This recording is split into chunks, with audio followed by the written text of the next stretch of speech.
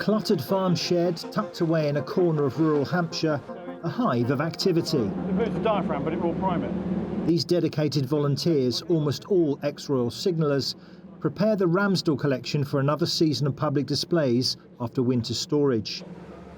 Four-wheel drive, four-wheel steering. The unique private collection shines a light on a little-known part of British military history, preserving and telling the story of command and control on the battlefield during the Cold War. Which has a Jaguar engine. The Mark 12 Centurion tank named Waterloo is often a crowd favourite, but the collection's USP belongs to a much more ordinary-looking vehicle. It's an FV439 SAS MC, Secondary Asset Switch Message Centre. Stephen Manson's labour of love has been this armoured radio relay vehicle, a one-of-a-kind with an operational ptarmigan communication system, the British Army's forerunner to the mobile phone, which led to the civilian system we use today. I shall take you inside. This is the precursor to most modern-day communication systems. It's the only operational vehicle of its type in the world, so it's totally unique. A lot of this equipment was taken out of a vehicle abandoned in a field in Leicestershire that was covered in mud, and it had been abandoned there for a good 15 years. I took the equipment out and installed it into here, and it turned on and it worked. First time? First time. But growing costs mean the collection faces an uncertain future.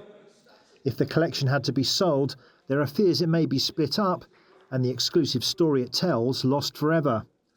But there is a plan. We're trying to turn the collection into a charity. If we get charity status, then we can start getting better funding, which obviously a collection like this you desperately need. Most civilians who go to these displays like Tank Fest and so on, and they see these vehicles moving around, don't think about the, if you like, the funnies that came about. The vehicles specifically allocated, for example, to Royal Signals or to the Royal Engineers or to the REME. They tend to be the sort of not quite so sexy, if you like, vehicles.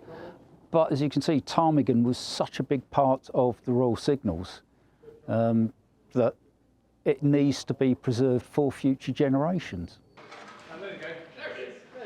It's nice to be able to work on it and look after it and maintain it for the future, which is really what the collection is about. But to move this vehicle, it costs a lot of money.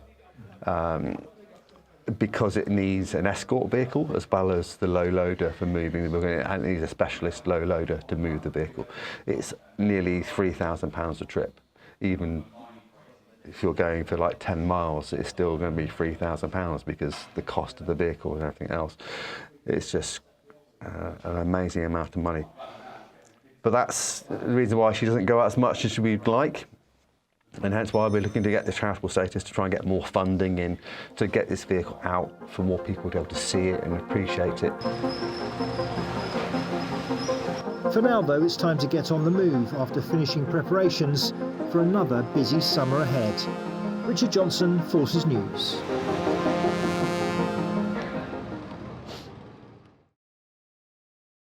Thanks for watching. For more from Forces News, like and subscribe to our channel.